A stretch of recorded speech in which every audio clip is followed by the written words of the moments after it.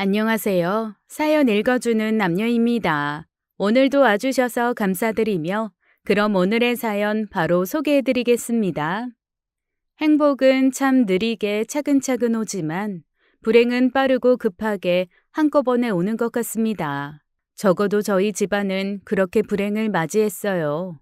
제 남편과 시아주버님은 8살 차이 터울이 좀 나는 형제입니다. 시아주버님이 몹시 점잖고 얌전하신 성격이거든요. 결혼하고 10년이 지나도록 한 번도 시아주버님이 큰 소리를 내거나 화를 내는 것 아니면 말이라도 쌀쌀맞게 하는 걸 본 적이 없을 정도예요. 자랄 때도 항상 부모님 말씀에 100% 순종하는 착한 아들이었는데 처음이자 마지막으로 어머님 말씀에 크게 반항을 한 게 결혼을 결정할 때였다고 하네요. 저희 형님은 고아입니다. 생후 몇 개월 되지 않아 보육원 문 앞에서 발견됐고 성인이 될 때까지 계속 그곳에서 자라셨다고 해요. 저희 시아주버님과는 보육원에서 만났다고 했습니다. 보통 보육원에서는 성인이 되고 나면 나가서 자립을 해야 되는데 저희 형님은 운이 좋았던 건지 아니면 조금 일찍 자격증들을 따서 일을 할 수 있어서 그랬는지 보육원에서 아주 어린 아기들을 돌보는 일을 하면서 계속 살 수 있었나 봐요. 대학생이던 저희 시아주버님이 계속 그곳에 봉사를 다니면서 형님을 알게 됐고 형님이 어른이 된 다음부터는 이것저것 자립할 수 있도록 도움을 주었다고 했습니다. 저 천치 등신이 버는 족족 돈 갖다 줬겠지. 나중에 어머님은 저를 붙들고 한탄하면서 형님을 폄하하셨지만 나중에 형님 얘기 들어보니까 그건 아니었더라고요. 그래도 공부 좀 더 하는 게 좋아. 자격증도 따두는 게 좋고 이 일이 적성이 아니면 다른 일을 알아보고 네가 하고 싶은 일을 알맞은 공부를 미리미리 하는 게 필요해. 어른들 말씀 틀린 거 하나 없어. 공부도 다 때가 있고 시기를 놓치면 아쉬운 것 중에 하나야. 내가 도와줄 수 있는 건 도와줄 테니까 일단 미래를 위해 노력할 수 있는 걸 같이 해보자. 막연하게 보육원에서 일하던 형님에게 시아주버님은 만날 때마다 공부하라고 도와주겠다고 하면서 책도 사다 주고 딱 한 번 학원 등록도 해주었다고 했습니다. 그나마도 그 등록비 아르바이트 한 돈으로 제일 먼저 갚았다고 하시더라고요. 그런 형님의 깔끔한 성격이 아주버님의 마음을 녹인 거겠죠. 어쨌거나 아주버님 도움으로 형님은 오래전부터 마음속에 꿈으로만 가지고 있었던 유치원 교사에 도전을 하게 됐고 20대 후반 남들보다는 조금 늦은 나이에 유치원 교사가 되었다고 하네요. 그때였다고 합니다. 오랜 시간 연인인 듯 키다리 아저씨인 듯 옆에 있었던 시아주버님이 청혼을 했대요. 그전에까지만 해도 늘 손잡아주는 것 외에는 거리를 두고 형님이 스스로 살아갈 수 있게 돕기만 했던 아주버님이 유치원 교사 합격 후 첫 출근을 했던 날 반지와 꽃다발을 들고 청혼을 했다고 합니다. 나 그래서 첫 키스가 27이야. 어디 가서 창피하게 말도 못해. 나중에 형님이 몹시 쑥스러워하면서 말씀해 주시더라고요. 그때부터 1년 정도 진짜 남자 여자로 만났지 뭐. 청혼을 받고도 내가 선뜻 대답을 안 하니까 기다려줬거든, 저 사람이. 왜 대답 안 하셨어요? 봐서 알잖아. 내가 저 사람이랑 알고 지낸 게 몇 년인데. 어머님 어떤 분인지 뻔히 알면서 어떻게 덥석 결혼하자는 말에 그러겠다고 하겠어. 그 말에 저는 이견 없이 고개를 끄덕였습니다. 어디 내놔도 모자랄 것 없이 잘난 아들이 30 중반을 훌쩍 넘도록 여자 한 번 데리고 오지 않다가 38살 늦은 나이에 여자 데리고 온다고 해서 좋아하셨는데 며느리감이 내내 보육원에서 자라고 의지할 곳이 없는 고아인데다 어머님 모르게 10년 넘게 연애를 한 상황이라는 것까지 시어머니로서는 앞통수, 뒤통수, 옆통수 다 맞은 상황이었던 거랑 진배 없었을 거예요. 사실 제 생각에 시아주버님이 아예 대학생 시절부터 형님의 존재를 밝히고 쫓아다닌 걸 티내셨으면 저희 어머님 자존심과 성격에 처음 몇 년은 반대하시다가 남들 눈에 좋은 사람인 거 포기 못해서 받아들여 주셨을 겁니다. 그런 분이시거든요. 만약에 혼자 걸어가야 하는 길이 가시투성이에 진흙밭인데 주변 사람들이 멋지다, 잘한다, 역시 최고다 하면 어머니는 웃으면서 그 길을 가실 분입니다. 그만큼 남들 시선, 칭찬, 명성이 중요하신 분이에요. 그래서 아마 모르긴 해도 보육원 출신 며느리를 봐야 한다는 것보단 10년간 본인이 그걸 모르고 있었다는 것에 더 화가 나셨을 겁니다. 시아주버님이 담담하게 결혼식 날짜까지 잡고 나서 전달한 후 시어머니는 그야말로 피를 토하고 쓰러지셨다고 합니다. 저희 어머님은 아주 많이 특이한 캐릭터거든요. 말한 것처럼 남들 시선, 칭찬 이런 거에 민감하신 거 외에도 뭐랄까 본인만의 확고한 법령이 있다고나 할까요? 남들이 다 불법이라 해도 당신 생각에 합법이면 그건 시어머니 입장에서 당연하게 해도 되는 거고 남들이 다 괜찮다고 해도 당신이 납득이 안 되면 그건 절대 해서는 안 되는 일인 거죠. 남편 말에 의하면 그래도 시아버지 살아생전에는 워낙 엄하고 가부장적인 아버지 때문에 좀 덜 티가 났는데 아버지 돌아가신 후에 확 도드라지기 시작했다고 하더라고요. 저희 시아버지는 제 남편이 대학교 다닐 무렵 지병으로 돌아가셨고 시어머니는 혼자서 그 성격대로 아들 둘을 휘어잡으면서 살아오신 거였죠. 아버님이 남기신 재산도 좀 있지만 사실 그 재산은 유언에 따라 두 아들이 먼저 다 나눠 가졌고 어머님에게는 얼마 남기지 않으셨습니다. 그것도 얼마나 웃겼는데요. 처음 제가 시집을 오고 첫 명절을 지내는데 갑자기 어머님이 누가 봐도 연극하는 모습으로 눈물을 찍어내며 서럽게 여보 여보 하면서 아버님을 부르시는 거예요. 두 아들의 저랑 형님까지 너무 당황해서 멍하게 보고 있는데 와, 저는 마당극 보는 줄 알았습니다. 가슴을 쥐어 뜯으며 당신이 평생 일군 재산 죽기 전에 아들들 고루 나눠준 덕에 아들들이 며느리 호강시키며 편안하게 산다며 고마워요 여보, 나는 그저 얼른 당신에게 가고 싶은 마음뿐이에요 하며 우시는데 이건 누가 들어도 자식들 들으라고 하는 얘기거든요. 한마디로 아버지가 너희한테 재산 다 줘서 난 쥐뿔 아무것도 없다.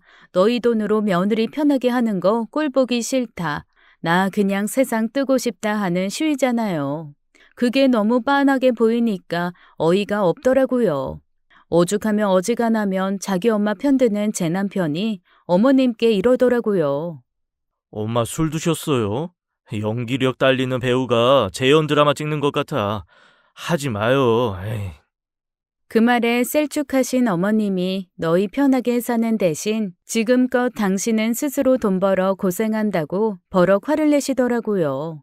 그리고는 쾅 방문을 닫고 들어가 버리셨습니다. 아니, 누가 하래? 안 그래도 언제 식약청 이런 데서 점검 나올까봐 불안해 죽겠구만. 아, 저희 어머니 자칭 식초 전문가시거든요. 보통 식초 전문가라고 하면 볕 좋은 마당에 큰 한옥집 같은 데서 인자한 얼굴로 고운 한복 입고 틀어올린 고전적인 머리를 하고 항아리에서 식초 푸는 그런 모습을 상상하잖아요. 저희 어머니는 공인된 식초 전문가는 아니고 그냥 본인이 스스로 나는 식초 전문가다, 발효 음식 전문가다라는 얘기를 하시면서 아름아름 아는 사람들에게 식초나 절임류, 가끔은 집에서 만든 막걸리를 몰래 파시는 일을 하십니다. 아들 둘이 아무리 사업자 등록증을 내고 제대로 세금 내면서 장사하라고 해도 어머님 말씀은 늘 하나였어요. 그냥 내가 나 좋자고 만든 거 넉넉히 만들어서 사고 싶단 사람한테 파는데 그게 무슨 불법이냐? 세금 내고 그렇게 사업하고 싶지 않다. 전문가가 잘 만든 거 좀 사겠다고 그럼 팔기도 하고 그러는 거지. 중고거래나 다름없다고 생각하니까 앞으로 참견들 하지 마라. 그리고 지하실은 나 외에는 아무도 못 들어간다. 발효 음식이나 식초 이런 거는 균이 중요한데 이 사람 저 사람 들락거리면 될 음식도 안 돼. 너희는 지하실은 아예 발걸음도 하지 말어. 제가 처음에 결혼하고 들은 얘기도 지하실은 절대 발걸음도 하지 말라는 말이었습니다. 저는 처음에 연애할 때 남편이 엄마가 식초 전문가라고 하길래 무슨 사업을 하시나 보다, 브랜드를 운영하시나 보다라고 생각을 했지, 그렇게 집에서 소위 말해 야매로 만들어 파시는 분이라고는 생각을 하지 못했어요. 근데 시집 와서 보니 자부심이 대단하시더라고요. 굳이 제가 건드려서 긁어 부스럼 만들 필요 없겠다 싶어서 그냥 어릿광대처럼 어머님이 내놓으신 식초나 음식이나 절임류, 막걸리, 청주 이런 거를 맛보여 주실 때면 손뼉을 치면서 어머님 태어나서 이런 맛은 처음이에요. 이렇게 맛있는 건 대체 어떻게 만드는 거예요? 어머님 손은 금손인가 봐요. 라는 말을 있는 애교 없는 애교 다 끌어다가 칭찬을 해드리곤 했습니다. 그러면 그런 저를 보고 어머님은 몹시 흐뭇해 하셨어요.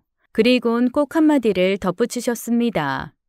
아이고, 그래도 부모한테 사랑받고 자란 티가 여기서 나네. 입 빨린 소리라도 칭찬이라도 할 줄 아는 네가 낫다.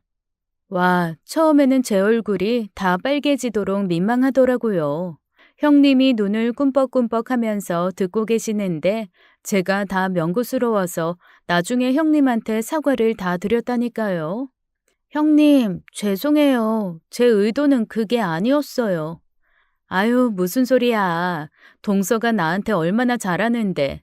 이 집에서 나 사람 취급해주는 거 내 남편만 빼면 동서밖에 없다는 거 알아. 무슨 소리세요? 우리 그이도 형님 되게 좋아해요. 으이그, 아닌 거 알아.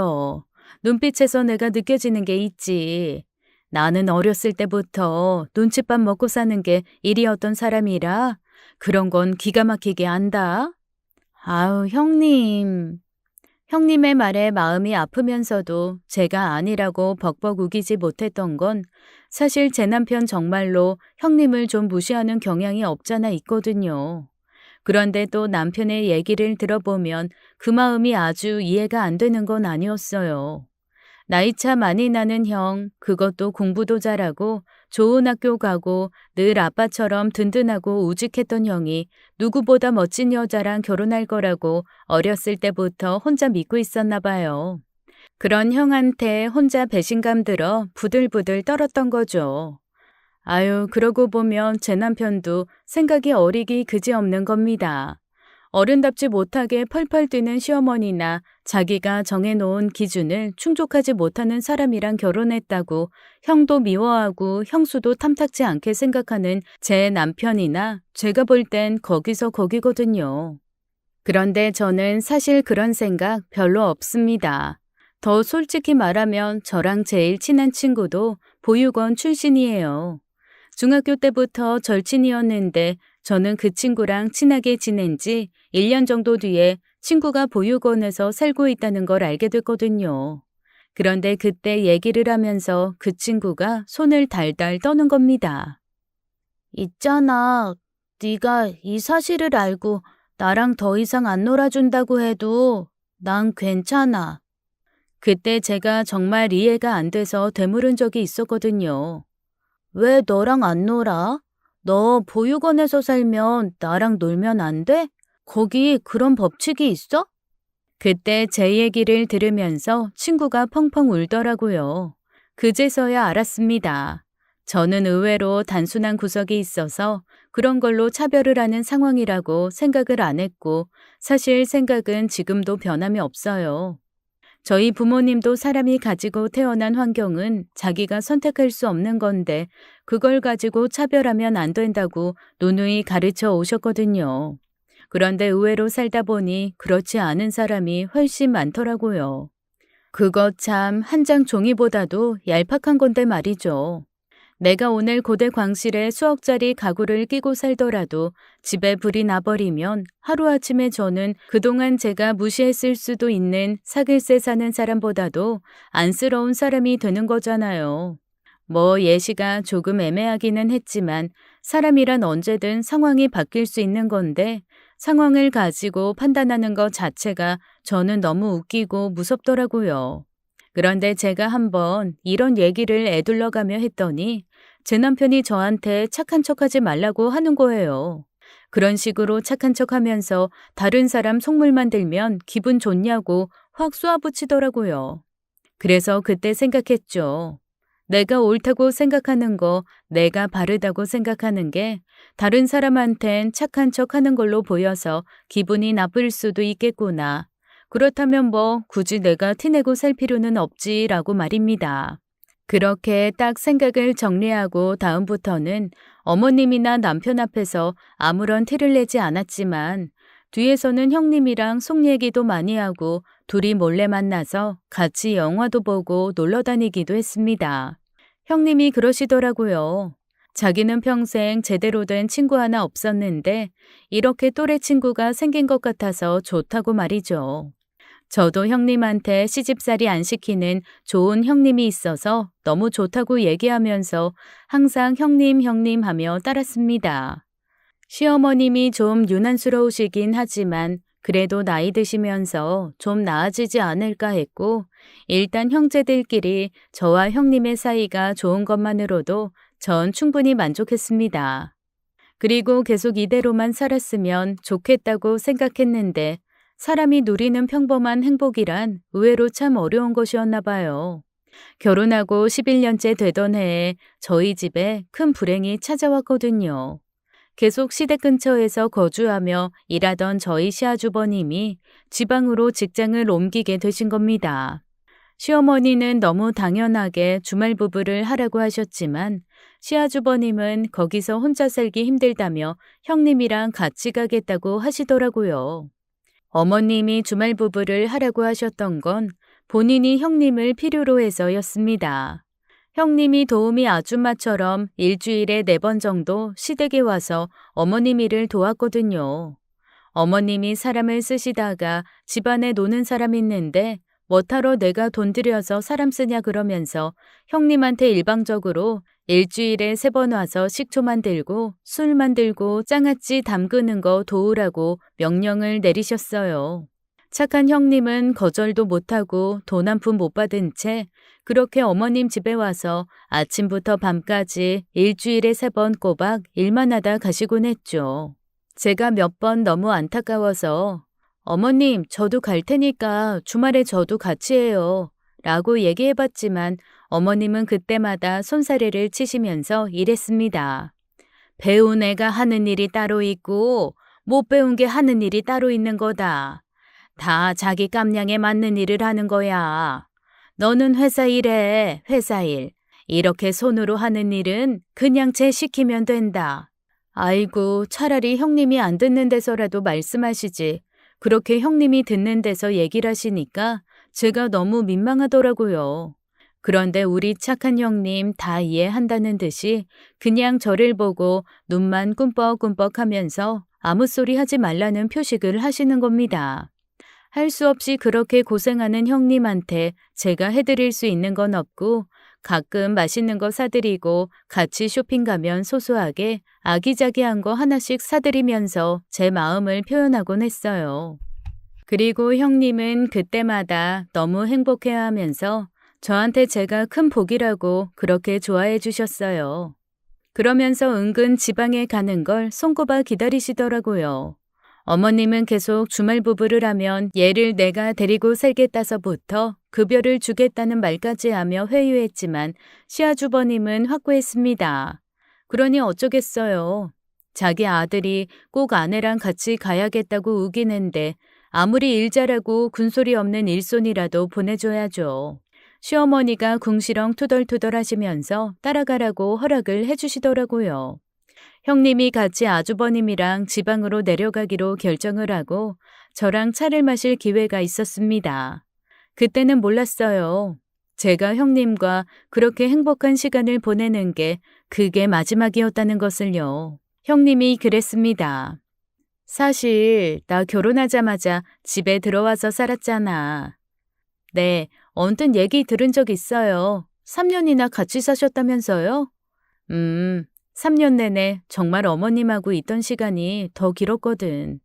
이제야 온전히 신랑이랑 신혼을 즐길 수 있을 것 같아서 너무 행복해. 그렇게 얘기하는 형님은 10대 소녀같이 들뜨고 발그레한 얼굴을 하며 정말 행복해 보였습니다. 안 되겠다. 우리 형님 신혼 즐긴다는데 내가 선물 하나 해줘야지. 형님, 이리 좀 와봐요. 왜? 어디 가는데? 아유, 이리 좀 와봐요. 내가 좋은 거 사줄게요. 저는 그렇게 형님의 손을 이끌고 백화점의 비싼 란제리 코너로 갔습니다. 이게 뭐야? 나 이런 거 안 입어. 형님, 이런 걸 인제 입으셔야 돼요. 그러면서 저는 거기서 가장 얇고 야드르르하고 망사가 낭낭하게 장식된 예쁜 핑크색 속옷을 위아래 세트로 맞춰서 사드렸어요. 형님, 둘만 있는 밤엔 꼭 이거 입으세요. 알았죠? 아우, 몰라. 민망해. 이걸 내가 어떻게 입어. 다 제 정성이고 선물이에요. 형님 살결 하얘서 이런 거 입으면 너무 예쁠걸요? 형님이 쑥스러워하면서도 너무 행복하게 란제리를 받으시더라고요. 그러면서 이렇게 말씀하셨습니다. 혹시 구겨지거나 올이 나갈 수도 있으니까 곱게 싸서 가방 제일 위에 얌전하게 넣어야겠다. 그렇게 얘기하는 형님이 얼마나 귀여워 보이던지요. 형님은 저에게 고맙다며 몇 번 인사하고 저를 한번 꼭 안아주고 집으로 돌아갔습니다. 그리고 다음 날 오후 늦게 저는 충격적인 전화를 한 통 받았어요. 남편이었어요. 뭔가 숨도 헉헉거리고 정신이 하나도 없는 것 같았습니다. 미친 사람처럼 수화기를 붙들고 울다가 비명 지르다가 제 이름을 불렀다가 하더라고요. 처음에는 스팸 전화인 줄 알 정도로 이상했어요. 제가 계속 왜 그러냐고 묻자 남편이 토하듯 대답을 뱉었습니다. 형이 사고 당했어. 즉사했대. 형수만 지금 수술받고 있어. 순간 말문이 턱하고 막히더라고요. 무슨 소리야? 아주버님이? 지방 내려가는 길에 차 사고가 크게 났대. 졸음 운전한 운전자가 중앙선 넘어서 우리 형차를 그대로 덮쳤나 봐. 나도 자세한 건 모르겠어. 일단 지금 병원으로 빨리 와. 다급하게 말을 끝낸 남편이 전화를 끊었습니다. 무슨 정신으로 병원까지 달려갔는지 남편의 전화를 끊고 병원까지 가는 동안의 기억이 하나도 남아있질 않을 정도로 저는 허둥지둥 병원으로 갔어요. 멀리서부터 저희 어머님의 내장까지 쏟아내는 듯한 통곡 소리가 병원을 쩌렁쩌렁 울리는 게 들렸습니다. 그제야 정말로 이 모든 일이 실제로 벌어진 거라는 것이 와 닿았어요. 허둥지둥 달려갔더니 복도에서 어머님은 울다 쓰러져 누워 계시고 남편은 망연자실하게 옆에 앉아 손만 만지작거리고 있더라고요. 이게 무슨 일이야? 모르겠어. 형은 즉사했고 형수는 지금 수술 중이야. 그 얘기를 듣고 어머님이 벌떡 일어나시더니 귀신 들린 것처럼 눈이 시뻘개져서 고래고래 수술실 앞에서 소리를 지르시는 겁니다. 내 아들 잡아먹은 나쁜 년, 살리지 마라. 차라리 죽여. 차라리 걔도 내 아들 따라가게 만들어. 어머님, 여기서 이러시면 안 돼요. 저리 가요, 우리. 가서 어머님 좀 안정을 취하세요. 제가 어머니를 끌어내려고 했지만 세상에 나이든 노인네 힘이 어쩜 그렇게 센가요. 그동안 항아리 번쩍번쩍 들어올리실 때부터 알아봤지만 너무너무 힘이 넘치시더라고요. 어머님은 제가 만류하는 소리에도 흥분을 가라앉히지 못하고 계속 소리를 고래고래 지르셨습니다. 한마디로 재수없는 며느리가 자기 아들 잡아먹고 자기 혼자만 살아 돌아왔으니 나는 쟤 살리는 거 반대한다. 뭐 이런 거였죠. 저는 처음으로 저희 형님이 고아라 다행이란 생각이 들었습니다. 만약에 형님 부모님이 얘기를 들으셨으면 얼마나 억장이 무너지셨겠어요. 그분들 입장에서는 딸이 살아 돌아온 것만 해도 너무나 감사하고 행복하셨을 텐데 그런 딸 보고 죽어라 저주를 내리고 있는 시어머니를 보며 얼마나 마음이 안 좋으셨겠어요. 그러니 그 꼴 안 보고 차라리 안 계신 게 다행이다 싶은 생각이 들 정도로 저희 어머니의 폭언은 계속되었습니다. 그렇게 한동안 소리를 고래고래 지르시던 어머니는 체력이 다 고갈되셨는지 제풀에 꺾여 푹 쓰러지고 마셨어요. 저는 병원에 부탁을 해서 어머님을 병실로 옮기고 수액을 하나 놔드렸습니다. 남편도 넋을 잃고 어머님도 누워서 저러고 계시니 결국 시아주버님의 장례 절차는 오롯이 제 몫이었어요.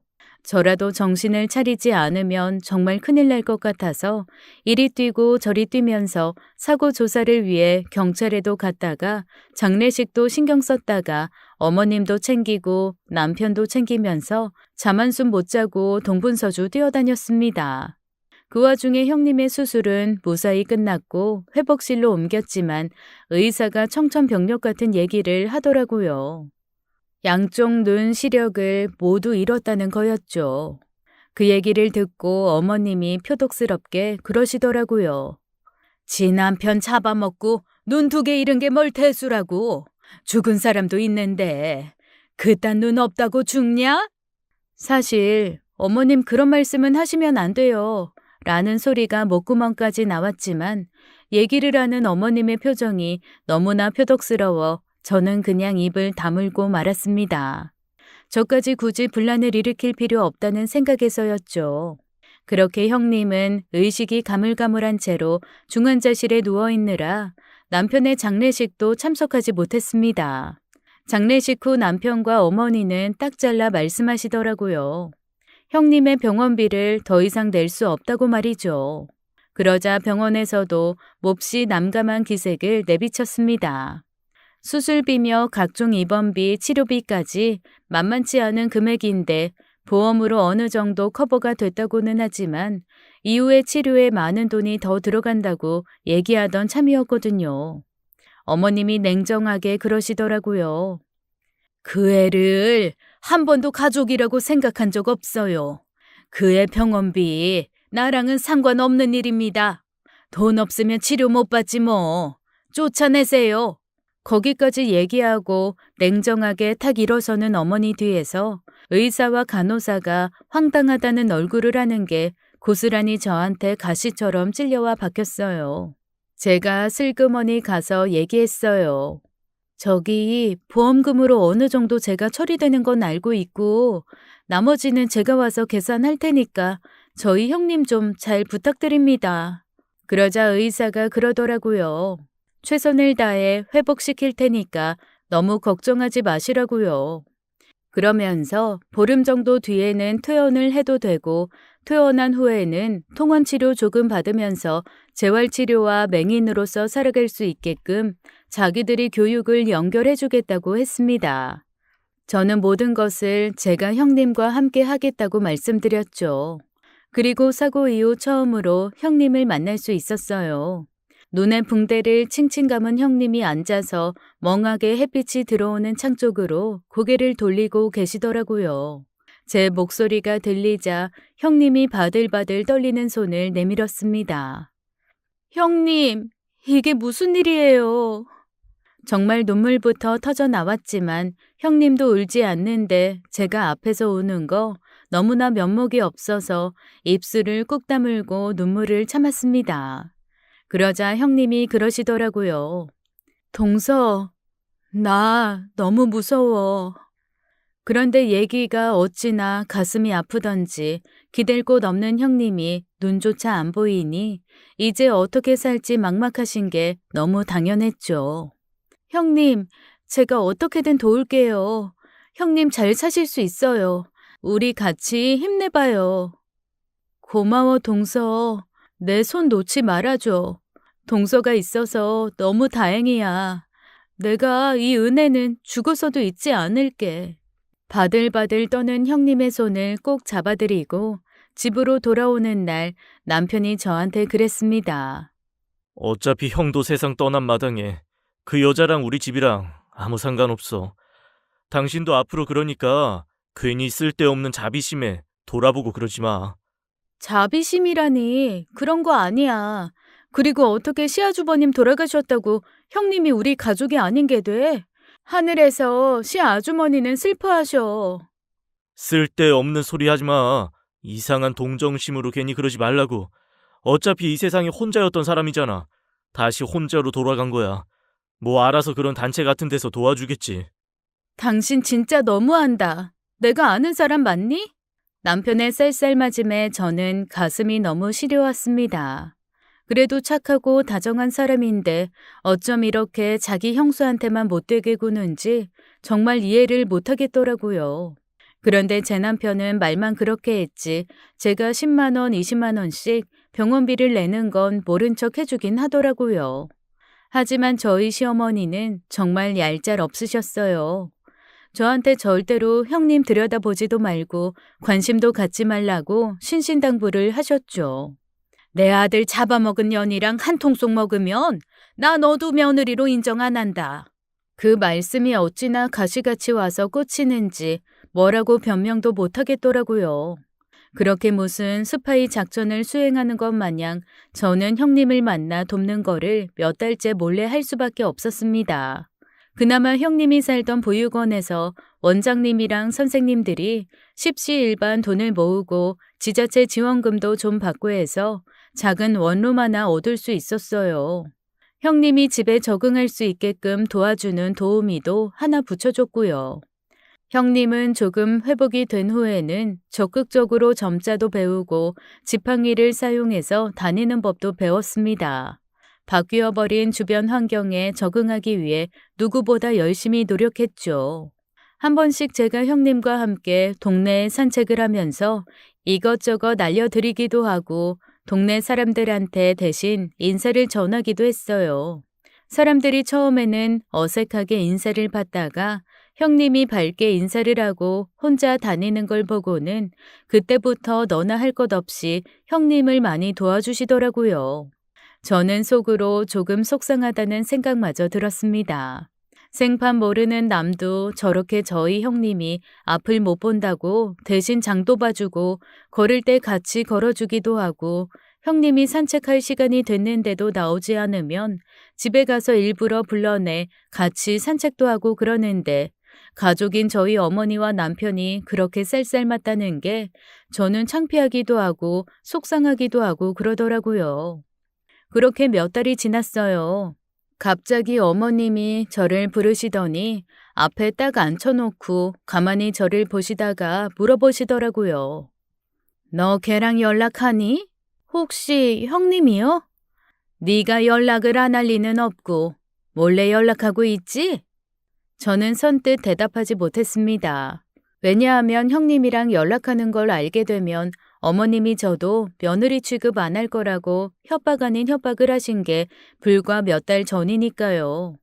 하지만 어머님이 저를 며느리 취급 안 하려고 물어보는 것 같진 않으셨습니다. 그래서 조심스레 눈치를 보다가 대답했죠. 그냥 가끔 들여다보기는 해요. 자주 연락하는 건 아니고요. 그랬더니 시어머니가 다 알고 있다는 얼굴로 그러시더라고요. 걔 한번 데리고 와라. 형님을요? 아니면 어디 사는지 알려주고 내가 데리고 오면 되니까. 그런데 저도 무슨 촉이라는 게 있기는 한 건지 형님이 어디 사는지 어머님께 왠지 알려주면 안 될 것 같은 생각이 들었어요. 저도 형님이 어디 사시는지 모르고 한번 같이 모시고 올게요. 모시고 오긴 뭘 모시고 와. 택시 타고 주소 알려주면 타 오는 걸. 굳이 너까지 올 거 없고 어쨌건 한번 오라고 해. 네, 알겠습니다. 그렇게 저는 어머님의 지령을 받고 형님에게 어머님이 찾으신다는 얘기를 했습니다. 그랬더니 형님 얼굴이 하얗게 질리시더라고요. 손발을 달달 떨기 시작하길래 제가 깜짝 놀라서 형님한테 물어봤죠. 무슨 일 있으시냐? 왜 그렇게 떨고 계시냐라고 했더니 형님이 고개를 조용히 저으면서 저한테 그러시는 겁니다. 그냥 모르는 게 나아. 아무것도 모르는 게 차라리 속 편해. 왜요, 형님? 그래도 제가 알 건 알아야죠. 아니야. 원래 알고도 모른 척 하려면 거짓말 해야 하고 거짓말하는 것도 에너지가 많이 소모되는 일이야. 차라리 모르는 게 속 편할 때가 있으니까 그냥 동서는 어머님이 뭐라고 하시건 무조건 모른다 그러고 가만히 있어. 답답해 죽겠네. 형님, 무슨 일인데요? 또 무슨 일이 남은 건데요? 제가 아무리 졸라도 형님은 저한테 한마디도 하지 않으셨습니다. 그리고 자기가 어머님께 직접 연락해서 갈 날짜를 정하겠다고 하더라고요. 그래서 저는 형님과 어머니가 그래도 한 10년 넘게 시어머니와 며느리로 살았던 관계이니 나름 두 사람만의 유대 관계가 있으려니 했습니다. 그렇다면 이쯤에선 제가 빠져줘야겠다는 생각을 한 거죠. 그렇게 형님이 어머님께 간 날 저는 어쩐지 조금 마음이 불편해서 회사를 일찍 조퇴하고 시댁을 찾았습니다. 제가 문을 열고 들어가자 어머님이 깜짝 놀라시더라고요. 마당 한가운데서 마주쳤거든요. 어라? 어머님, 형님이랑 어디 가세요? 어? 아니, 저기 지하실 좀 가려고. 지하실이요? 지하실은 저희 출입금지 구역 아니에요? 응, 근데 뭐 얘는 괜찮다. 눈에 뵈는 게 있어야 뭐라도 보고 옮길 텐데 얘는 괜찮어. 넌 집에 가 있어. 여기 못하러 왔어. 어머님, 이따가 남편도 올 거예요. 우리 같이 저녁 먹어요. 그러자 시어머니 얼굴에 몹시 곤란한 빛이 떠돌더라고요. 평소 같으면 어머님이 그렇게까지 집에 가라 다음에 와라 하셨으면 저도 시댁에 있는 거 뭐 좋겠어요. 아주 좋아라 하면서 갔을 텐데 어쩐지 시어머니한테 포박당하듯 붙들린 형님의 모습을 보니 제가 덥석 집에 가면 안 된다는 생각이 들었습니다. 이럴 때는 눈치 없는 며느리 모드로 나가는 게 최고죠. 그래서 어머님께 계속 어머님 밥이 먹고 싶다, 어머님 장아찌가 먹고 싶다, 애교를 살살 부리며 남편도 오기로 했는데 같이 저녁 먹자고 졸라댔어요. 그러자 시어머니가 집에 들어가 있고 절대 지하실에는 발걸음도 하지 말라는 말을 한마디 하시고는 형님과 함께 지하실로 들어가셨습니다. 2시간쯤 지났나 대체 지하실에서 무슨 일을 하길래 이렇게까지 오래 계시나 몰래 가서 한번 들여다볼까라는 생각을 할 때쯤 어머님이 혼자 나타나셨어요. 어머님, 형님은요? 방금 택시 태워 집에 보냈다. 아니, 같이 저녁이라도 먹지. 아니, 피곤하다고 자기 먼저 가고 싶다고 그러더라고. 정말요? 하긴 앞이 안 보이신 다음부턴 다른 데 감각이 예민해지셨는지 쉽게 피곤 느끼고 그러시긴 하더라고요. 응, 많이 피곤해 하더라. 그래서 집에 가서 쉬라고 보냈어. 그렇구나. 어머님, 근데 우리 그럼 저녁 뭐 먹어요? 아우, 글쎄. 네가 먹겠다고 우겨서 일단 들어와 앉아 있으라곤 했는데 집에 사실 먹을 게 아무것도 없어. 김치하고 계란하고 그런 거밖에 없는데 라면이라도 끓여 먹을까? 에이, 어머님, 그 사람 라면 안 먹잖아요. 그럼 어머님 나가실래요? 저희 외식할까요? 아니야, 나는 사실 속이 어제부터 불편해서 계속 죽 끓여 먹는 중이야. 정말요? 그것도 모르고 제가 오늘 저녁 달라고 온 거네요. 죄송해요. 그럼 이 사람한테 연락해서 오늘 저녁 여기서 안 먹는다고 얘기할까요? 아유, 그래주면 좋지. 내가 지금 뭘 할 정도 정신도 아니고 힘도 없다. 그렇게 어머니는 집에 밥도 없고 먹을 것도 없으니 네가 얼른 가줬으면 좋겠다라는 표시를 온몸에 팍팍 티를 내시면서 안방으로 들어가셨어요. 사실 곧장 돌아 나오려다 일부러 이것저것 말을 걸었던 것도 없잖아 있거든요. 아무리 봐도 평소의 어머니와 너무 달랐습니다.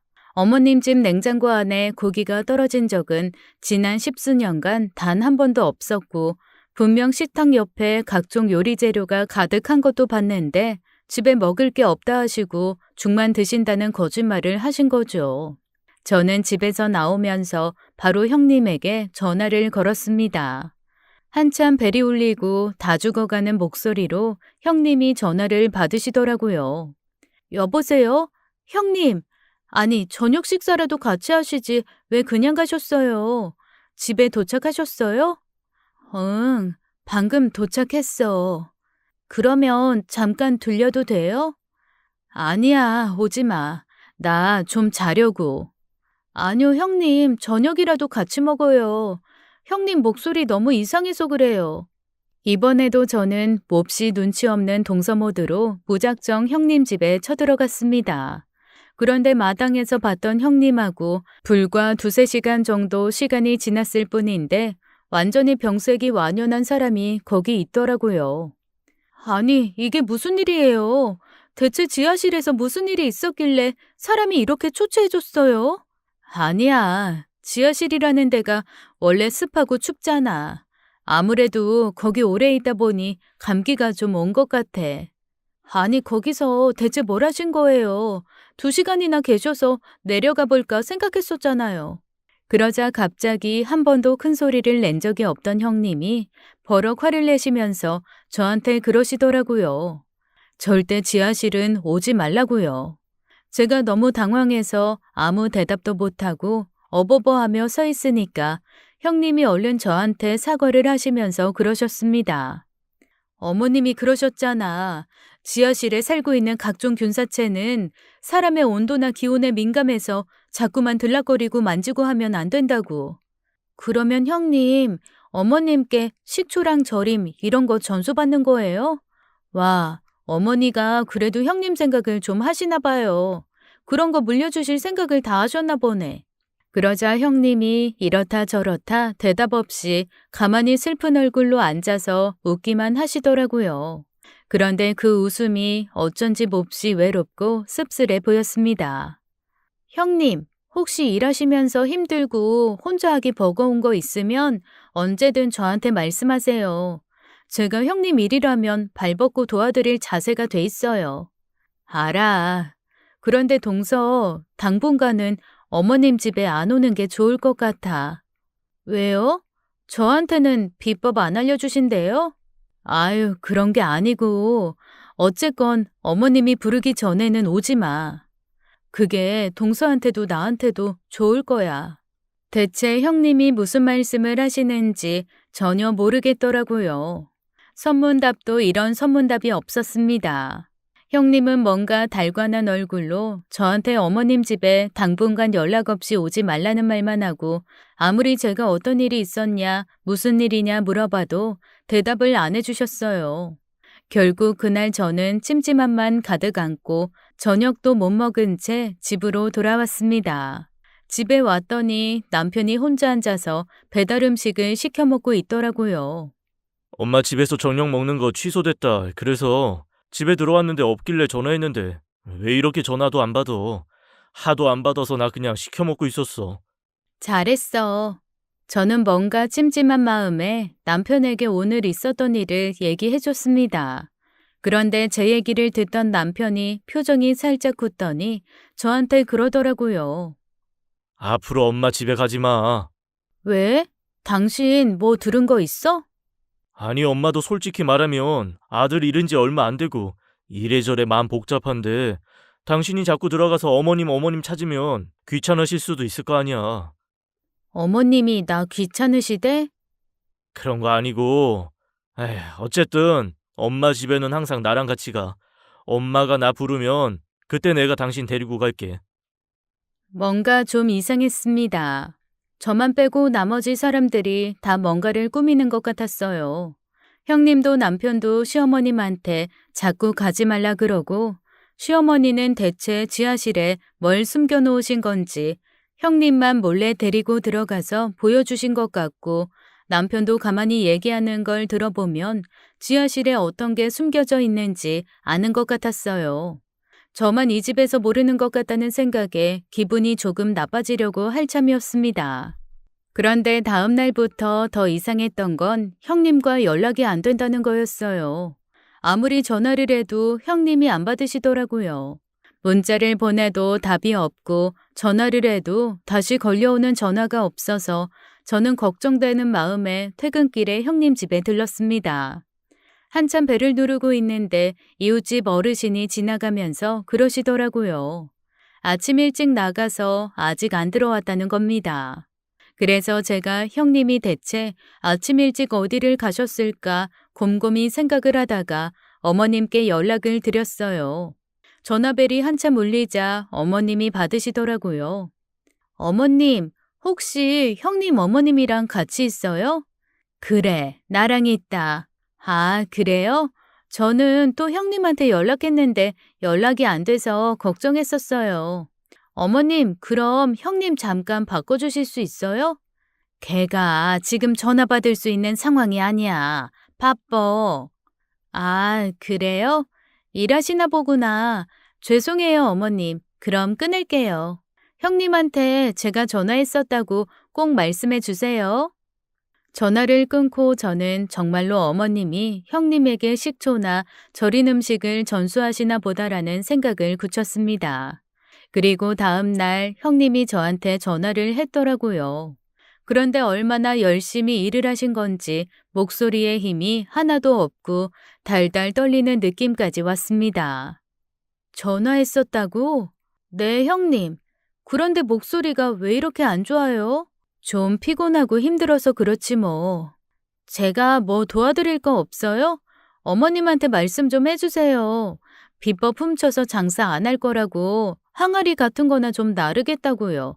잡일이라도 할 테니까 형님 너무 혼자 힘들게 일 다 하지 마세요. 그러니까 어머님한테 형님이 말씀 좀 해주세요. 그랬더니 형님이 희미하게 웃으면서 그러시더라고요. 동서는 참 지속적으로 사람이 착하다. 내가 이러니 동서를 좋아하고 지키지 않을 수가 없어. 동서 마음 언제까지나 잊으면 안 돼? 형님, 뭘 이렇게 무섭고 이상한 얘기를 해요. 나 기분 되게 묘한데? 유언하는 것 같잖아요. 그런 얘기 하지 마요. 원래 사람 일 어떻게 될지 모르잖아. 유언이라는 것도 매일 해두는 게 좋은 것 같아. 나 죽었다 살아난 사람이잖아. 그러니까 내 말 명심해. 알았지? 그렇게 형님은 저한테 이상한 소리를 하고 전화를 끊었습니다. 그로부터 며칠 동안 저는 계속 의아한 마음만 가지고 형님에게 전화를 해볼까 말까 망설이면서 시간을 보냈어요. 그리고 이후 며칠은 회사에서 너무 바쁜 일이 있어서 저도 정말 눈코 뜰 새 없이 바쁘고 정신이 없었고요.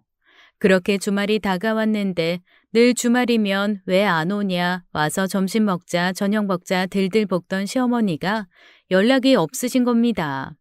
그래서 제가 이번에는 먼저 연락을 했죠. 어머님께 이번 주말에 언제 가면 되냐고 했더니 시어머니가 글쎄 올 필요 없다고 하시는 거예요. 결혼 생활 10년이 넘도록 주말에 가겠다, 주중에 가겠다 등등 시댁 간다는 얘기에 단 한 번도 올 필요 없다는 말을 하지 않으신 분이었는데 얘기를 듣는 순간 참 이상했죠. 왜 머리끝부터 발끝까지 소름이 쫙 돋으면서 여기 이거 뭔가 있다라는 생각이 들었을까요? 제가 너무 당황해서 아무 말도 못하고 있자 시어머니가 그러시더라고요. 너희는 이제 니들만의 주말 좀 즐겨야지. 언제까지나 엄마 돌보느라 너희 시간 없이 살 순 없잖아. 이번 주말에 꽃도 피고 날 좋다니까 둘이 부부 데이트해. 그러곤 끊으시는데 전혀 배려처럼 느껴지지가 않았습니다.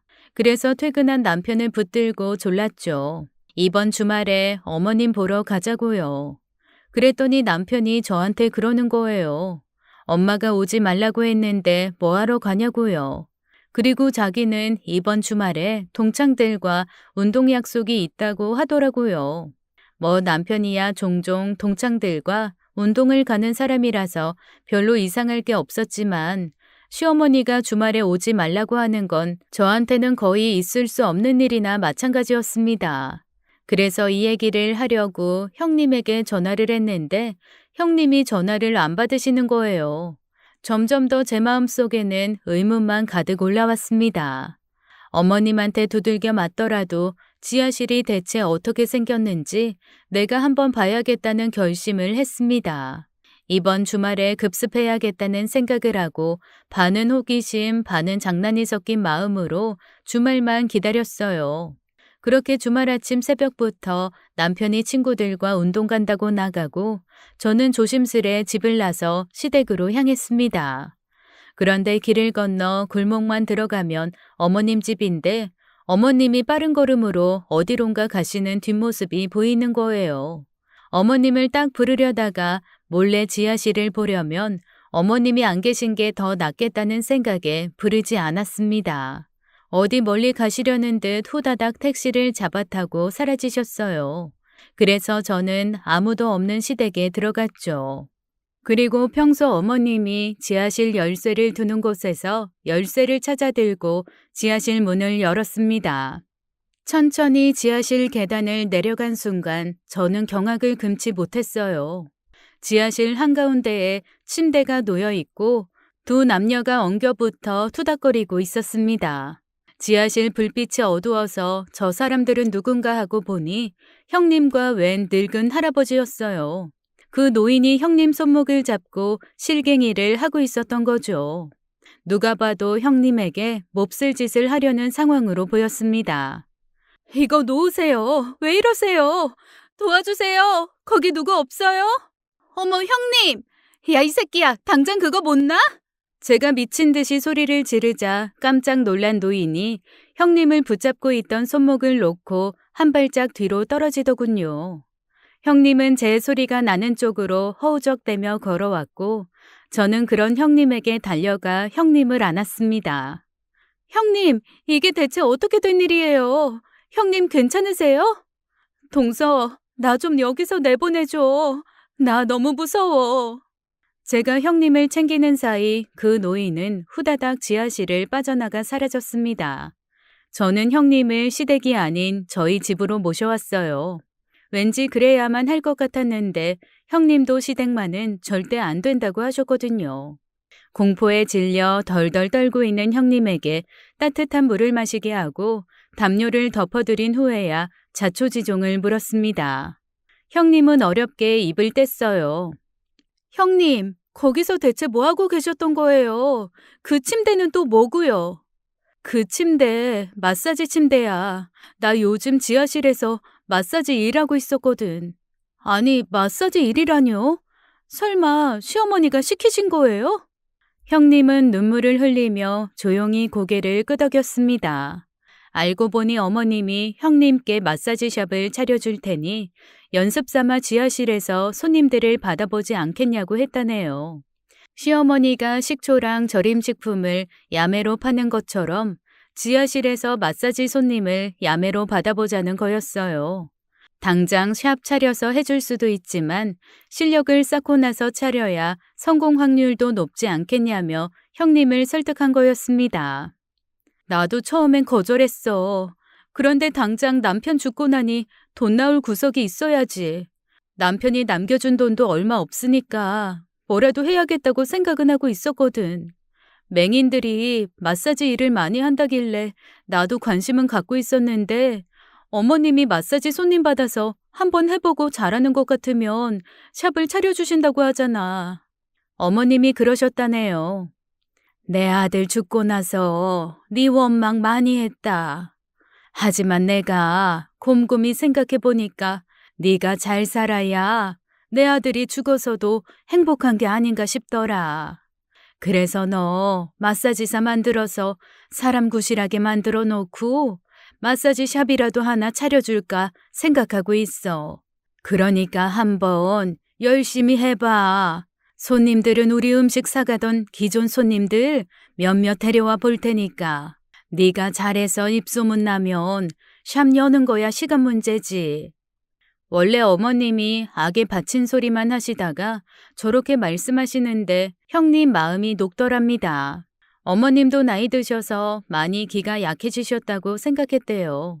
그래도 함께한 세월이 있으니 그래도 며느리 아끼는 마음이 있었나 보구나 착각을 했다고 했습니다. 그래서 내가 그랬어. 한번 해보겠다고. 대신 여자 손님만 받겠다고 말이야. 어두운 지하실에서 몰래 영업하는데 남자 받아서 하는 건 아닌 것 같아서 무섭기도 하고.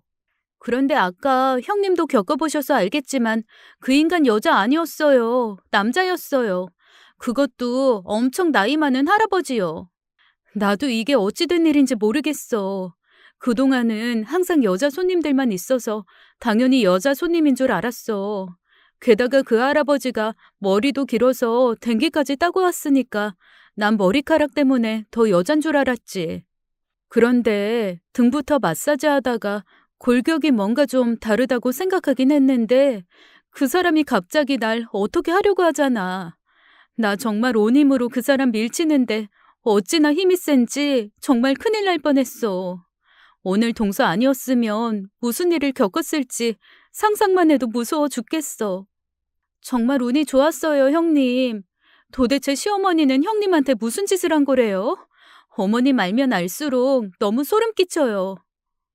형님 말을 들으면서 과연 우리 시어머니가 형님에게 샵을 차려주실 분인가 생각해 보았어요. 아무리 지금까지의 행동을 돌아봐도 절대로 그러실 분이 아니었습니다. 형님도 아마 긴가민가 하면서도 지푸라기 잡는 심정으로 시어머니가 시킨 일을 한 것 같았어요. 형님, 이거 누가 뭐래도 불법이에요. 해서는 안 될 일이었다고요. 나도 알아. 오늘 일 겪고 이게 얼마나 위험한 일인지도 알았고. 동서가 여기 불법 영업한다고 신고 좀 해줘. 나 달게 벌 받을게. 애초에 시작하지 말았어야 했는데 내가 정신이 나갔었나 봐. 형님, 정말 괜찮으시겠어요? 동서야말로 괜찮겠어? 그래도 동서는 서방님이랑 사이 좋잖아. 괜히 이 일로 둘이 사이 안 좋아질까 봐 난 그게 걱정이네. 그런 건 걱정 마세요. 잘못된 걸 알면서도 범죄를 감싸는 게 진짜 가족은 아니죠. 저는 경찰에 신고를 했습니다. 신고를 받고 출동한 경찰들이 시댁 지하실을 급습했어요. 사업자 등록도 하지 않은 채 팔고 있던 식품들하며 마사지 베드와 시어머니가 써내려간 장부들을 발견한 경찰은 증거 자료들을 챙겨 가져갔습니다. 뒤늦게 집으로 돌아온 시어머니는 경찰들을 보고는 놀라 묻더군요. 너희 둘 다 여기서 뭐 하는 거니? 게다가 이 경찰 선생들은 왜 여기 있고? 너 설마 네가 신고했니? 어머님, 어떻게 저한테 그런 짓을 하실 수가 있으세요? 도대체 무슨 의도로 남자 손님을 들여보낸 거냐고요? 아이고, 지금 네가 찬밥 더운 밥 가릴 처지야? 손님이 여자건 남자건 다 받아서 내 아들 목숨값 벌어야지.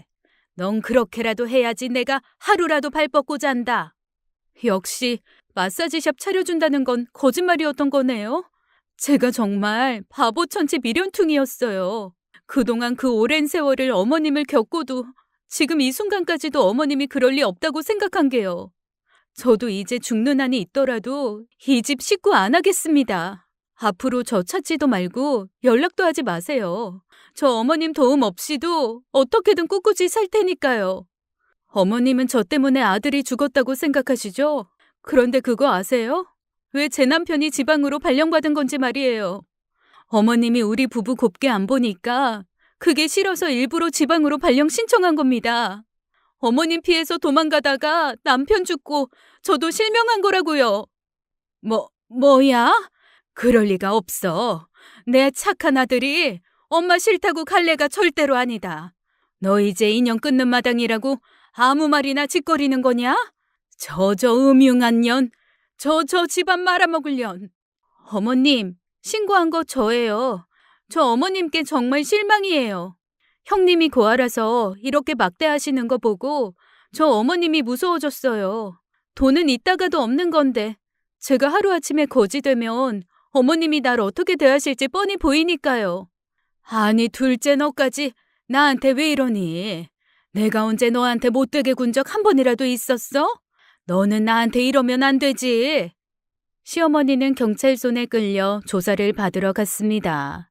영업신고 없이 개인이 만든 식품을 팔아서 식품위생법에 걸려 500만 원의 벌금형에 처해졌어요. 무허가 마사지 의료법 위반 건은 자칫 잘못하면 형사처벌 대상이 된다고 했지만 시어머니는 벌금형으로 마무리되었습니다.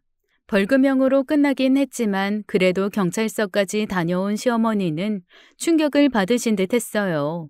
형님은 무허가 마사지샵 운영에 일조하긴 했지만 형님 사정이 참작되어 무죄 판결을 받으셨습니다. 특히 시어머니에게 돈 한 푼 받지 않고 일해온 것이 결정적인 증거로 작용했고요. 도망간 노인은 시어머니 장부에서 인적 사항을 찾아서 성추행으로 고소를 했고 법의 심판을 받았습니다. 이 노인이 처음이 아니더라고요. 결국 실형을 받아 복역 중이에요. 정말 다사다난한 일을 겪고 나니 머리가 다 어지럽더라고요. 그런데 이 과정에서 남편이 한 말에 저는 기겁을 하고 말았습니다. 어느 날 남편이 제게 그러더군요. 당신은 도대체 누가 우선이야? 형수님은 남이라고 내가 누누이 말했지. 그런데 어떻게 감히 시어머니를 신고할 수가 있어? 그러고도 당신이 가족이라고 할 수 있어? 가족이고 뭐건 간에 사람이 할 짓이 있고 안 할 짓이 있지. 뭐? 짓? 너 지금 우리 엄마한테 그딴 식으로 말하는 거냐? 솔직히 형수님 마사지 일 배워서 샵 차리면 좋은 거 아니야? 그거 내가 엄마한테 아이디어 준 거야. 뭐 당연히 삽 차려준다는 건 믿기였지만. 뭐? 저는 정말 기겁을 했습니다. 결국 시어머니의 머릿속에서 나온 게 아니라 제 남편 머리에서 나온 생각이라는 말에 치가 떨리더군요. 그 말을 듣는 순간 저는 이혼을 결심했어요. 그런 놈이랑 단 하루도 같이 살 수 없다는 생각에 저는 이혼 소송을 진행하고 있습니다. 집에서 남편 내쫓은 후에 저는 형님과 함께 작은 집을 구해서 이사를 갔어요. 제 이혼은 이혼이고 저는 형님이랑 언니 동생 하면서 살아보려고요. 형님은 새 남자 생기면 언제든지 자기를 두고 연애하고 마음껏 만나라고 하시지만 현재로서는 형님과 함께 사는 게 저는 즐겁습니다. 시어머니와 남편이 처벌을 받고 저는 형님과 제2의 인생을 한번 살아볼 생각이에요. 우리 형님 이제는 제발 꽃길만 걸었으면 좋겠습니다. 지금까지 사연 읽어주는 남녀였습니다. 끝까지 함께 해주신 여러분 감사드리며 저희는 다음 사연으로 돌아올게요. 감사합니다.